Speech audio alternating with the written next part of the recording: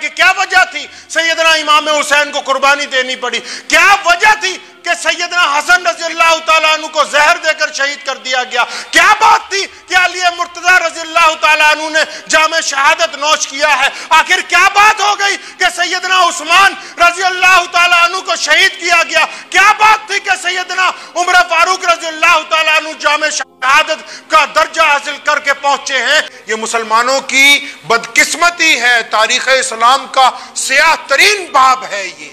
اب تک 1400 سال کی تاریخ میں اس سے بدترین باب مسلمانوں کی تاریخ میں نہیں لکھا گیا۔ اللہ اکبر۔ میدان کربلا میں کیا ہوا؟ وجہ کیا تھی؟ کیوں سیدنا امام حسین رضی اللہ تعالی عنہ کو وہ جنگ لڑنی پڑی؟ اس بات پر لوگ توجہ نہیں دیتے۔ اللہ معاف فرمائے، آج کل یا حسین یا حسین مولا علی کا نعرہ وہ لگا رہے ہیں جو کبھی نماز کے قریب نہیں پھٹکتے، جن کے چہروں پر داڑھی نہیں ہے، جن کا لباس سیدنا علی مرتضی رضی اللہ تعالیٰ عنہ کے لباس سے میل نہیں کھاتا، جن کا کردار سیدنا امام حسین رضی اللہ تعالیٰ عنہ کے کردار سے میل نہیں کھاتا۔ آج ایسے لوگ یا حسین کا نعرہ مار رہے ہیں جن کو یہ نہیں پتا کہ کربلا کے میدان میں تپتی ہوئی ریت میں جب سیدنا امام حسین کی چھاتی پر 32 تیر اتر گئے اور 34 نیزوں کی انیاں بیچ میں لگ کے ٹوٹ گئی، ایسی حالت میں بھی امام حسین نے جب سجدہ کیا ہے آخری تو رب العالمین کے حضور اللہ اکبر کہتے ہوئے زمین پر اپنی پیشانی رکھ دی۔ ان شرابیوں کو نہیں پتا ہوگا کہ امام حسین نے شہادت کے وقت بھی اگر کوئی آخری کام کیا تو اللہ کے حضور وہ سجدہ ریزی ہے۔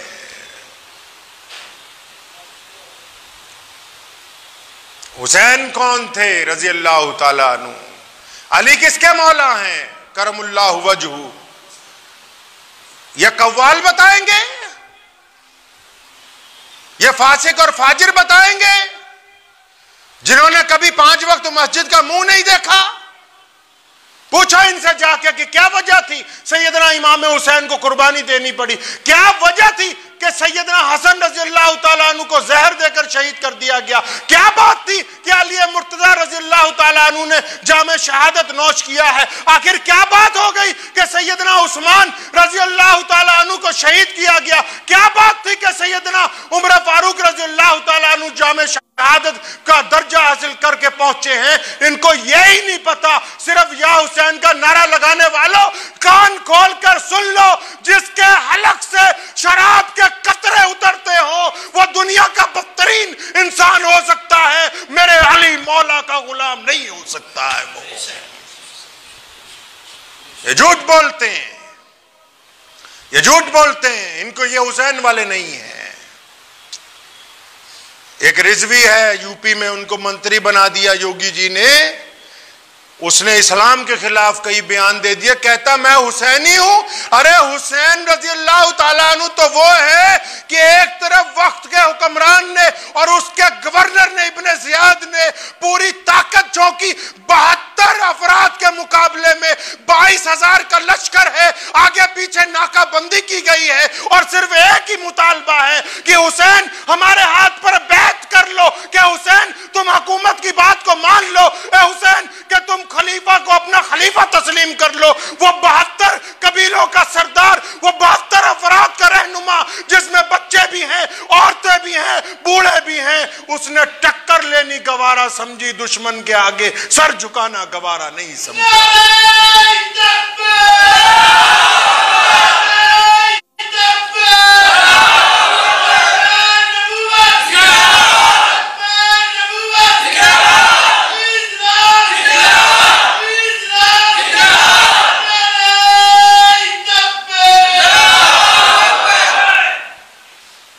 حسینی وہ ہے جس سے آج بھی دنیا کے حکمران کانپتے ہو، جو جا کے حکمرانوں کے تلوے چاٹتے ہوں، یہ اپنے آپ کو حسینی کہلانے کے حقدار نہیں ہیں۔ امام حسین کے ماننے والے وہ لوگ ہیں جو راتوں کو اٹھ کے اللہ کو مناتے ہیں، جو گلی کوچوں میں جا کر اللہ کی توحید کا پیغام پھیلاتے ہیں، جو ہر بے کس و بے بد کی مدد کرنے کے لیے ہمہ وقت تیار ہیں، جو وقت کے حکمرانوں کی آنکھوں میں آنکھیں ڈال کے بات کرتے ہیں، وہ حسین ابن علی کے مرید ہیں، اس کے علاوہ کوئی اور نہیں ہو سکتا ہے رضی اللہ تعالی۔ کئیوں کو یہی نہیں پتا کہ بات کیا ہے۔ یہ جتنے شراب پی پی کے ڈھول بجا رہے ہیں، ان کو جا کے کسی کو پکڑ کے پوچھو کہ سیدنا حسین کی لڑائی کی وجہ کیا تھی، پوچھو ان سے۔ میں لکھ کے دیتا ہوں، یہ بتا نہیں سکیں گے۔ اور یہ پیسے لے کے منقبت کرنے والے، پیسے لے کے آل رسول کی مدح سرائی کرنے والے، یہ کیا بتائیں گے کہ سیدنا امام حسین رضی اللہ تعالیٰ عنہ کی شان کیا ہوتی ہے؟ جن ملوں نے اپنی کوٹھیاں بنا لی ہوں منقبت بیان کرتے کرتے، جو ایک ایک تقریر کے 1-1 لاکھ روپے مانگتے ہو، ان کو کیا پتا؟ یہ تو سمجھتے ہیں کہ لوگوں کو رلا دینا کہ بس یہی حسینیت ہے۔ یہ حسینیت نہیں ہے، روتے ہوئے کو چھاتی سے لگا کے ان کو سہارا دے دینا، یہ حسینیت ہے۔ لوگوں کو یہ نہیں پتا کہ سیدنا امام حسین رضی اللہ تعالیٰ عنہ کا جب اختلاف شروع ہوا، اس کی بنیاد کیا تھی؟ جب سیدنا علی مرتضیٰ رضی اللہ تعالیٰ عنہ خلیفہ بنے، اطمینان سے سن لیجئے بات، جب حضرت علی رضی اللہ تعالیٰ عنہ خلیفہ بنے تو سیدنا امیر معاویہ رضی اللہ تعالیٰ عنہ نے ان کو یہ بات کہی، کنہوں نے؟ امیر معاویہ نے۔ بھائی تم میری بات سن لو، ان کو چھوڑ دیجئے۔ امیر معاویہ نے حضرت علی رضی اللہ تعالیٰ عنہ کو یہ فرمایا کہ یہ جن لوگوں نے مسلمانوں کے خلیفہ سیدنا عثمان رضی اللہ تعالیٰ عنہ کا قتل کیا ہے، ان کو سزا دی جائے، ان سے قصاص لیا جائے۔ جہاں سے یہ کہانی، یہ قصہ شروع ہوتا ہے، اس کی جو بنیاد ہے وہ سنیے۔ سیدنا علی رضی اللہ تعالیٰ عنہ جب خلیفہ بنے تو سیدنا امیر معاویہ، وہ کیونکہ رشتہ دار بھی ہیں، ہے عثمان رضی اللہ تعالیٰ عنہ کے قبیلے میں سے ہیں، انہوں نے ایک مطالبہ رکھا حکومت کے سامنے، خلافت کے سامنے، کہ آپ ایسا کریں کہ جن لوگوں نے وقت کے خلیفہ کا قتل کیا ہے، ان کو شہید کیا حضرت عثمان رضی اللہ تعالیٰ عنہ کو، ان کو قصاص دلوائے، ہمیں ان کا قتل یہاں کیا جائے، ان کو سزا ملنی چاہیے۔ اب جس گروہ نے سیدنا عثمان رضی اللہ تعالیٰ عنہ کو شہید کیا تھا، وہ اتنا حاوی ہو چکا تھا کہ علی رضی اللہ تعالیٰ عنہ کی رائے تھی کہ ابھی یہ وقت نہیں آیا، اب اگر میں مدینے کی آبادی میں ان لوگوں کا قصاص لینے لگوں گا تو پورے مدینے میں افراتفری پھیل جائے گی۔ اس اختلاف کی وجہ سے سیدنا امیر معاویہ رضی اللہ تعالیٰ عنہ جو ہیں، وہ علی رضی اللہ تعالیٰ عنہ سے انہوں نے بیعت نہیں کی۔ یہ اختلاف تھا، یہ بنیاد ہے۔ جہاں سے کربلا کا اختلاف شروع ہوا، یہ اس کی بنیاد ہے۔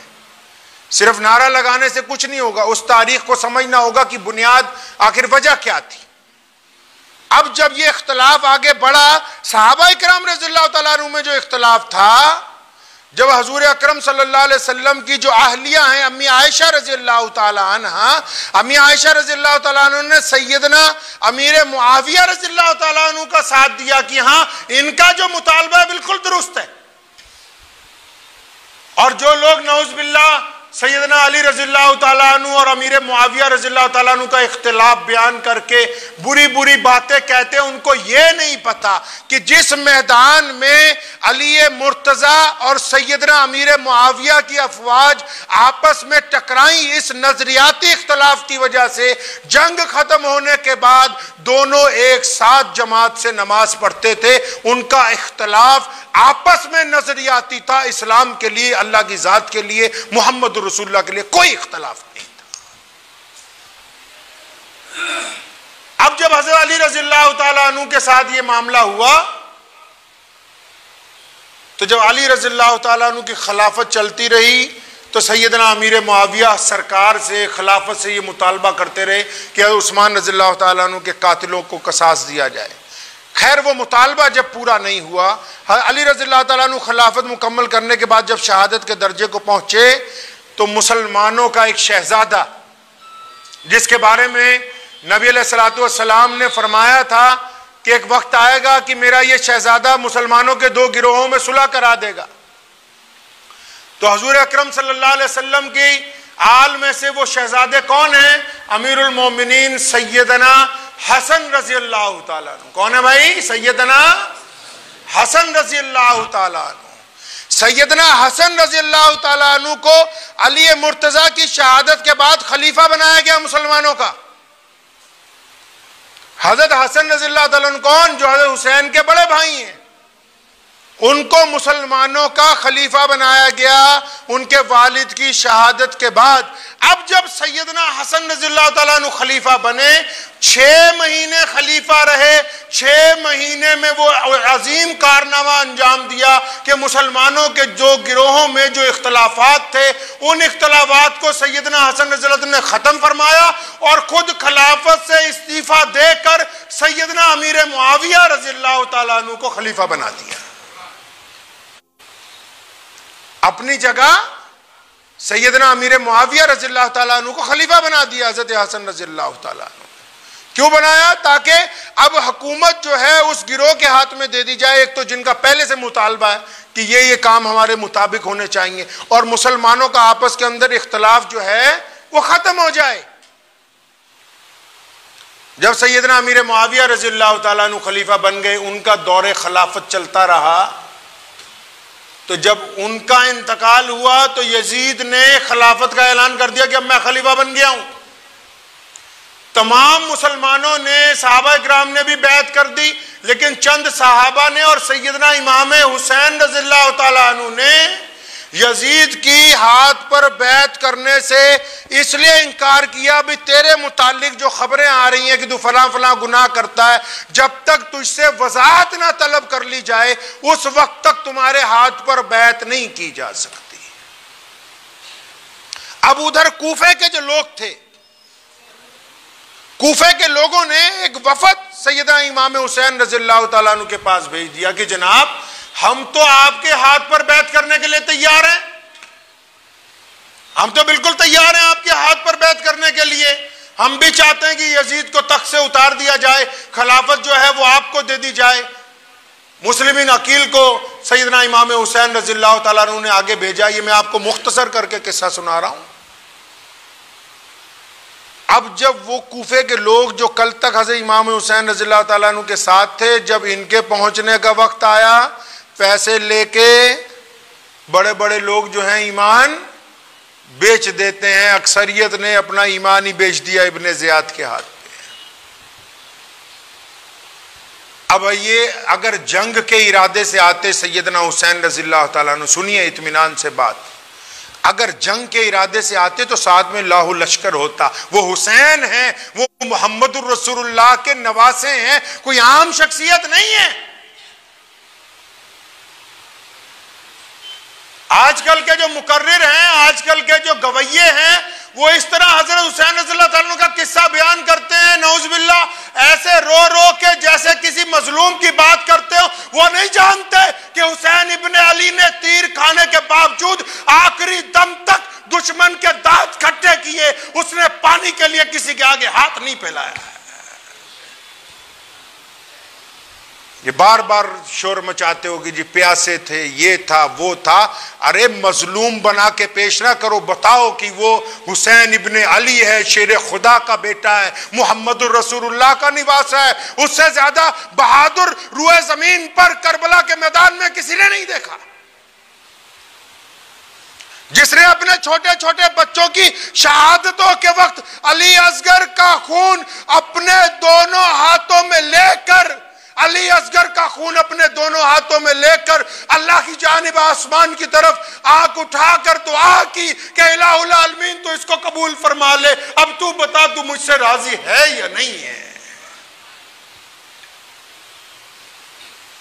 یہ معاملہ اور ہے کہ یزید اچھا تھا برا تھا، اس بدبخت کا یہ گناہ کہ اس نے آل رسول کے اوپر حملہ کیا، اس بدبخت کا یہ گناہ کہ اس نے سیدنا امام حسین رضی اللہ تعالیٰ عنہ کو قتل کروایا، اس کا یہ گناہ کہ علی اصغر کے اوپر اس نے تیر چلوائے، اس کا یہ گناہ کہ ایک ایک کر کے 72 افراد نبوت کے خاندان کے میدان کربلا میں شہید کر دیے گئے، اس کے لیے یہی گناہ بہت بڑا ہے۔ اس بحث میں کون پڑے گا کہ یزید کیسا تھا یا کیسا نہیں تھا؟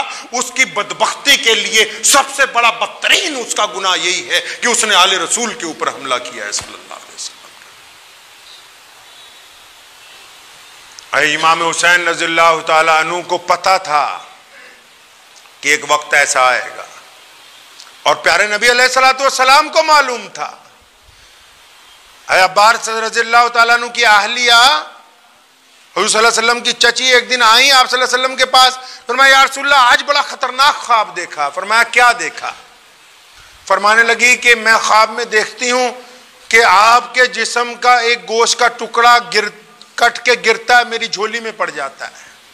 حضور صلی اللہ علیہ وسلم مسکرائے، فرمایا یہ برا خواب نہیں، یہ تو اچھا خواب ہے، اللہ تعالیٰ فاطمہ کو بیٹا دیں گے اور وہ تیری جھولی میں پلے گا۔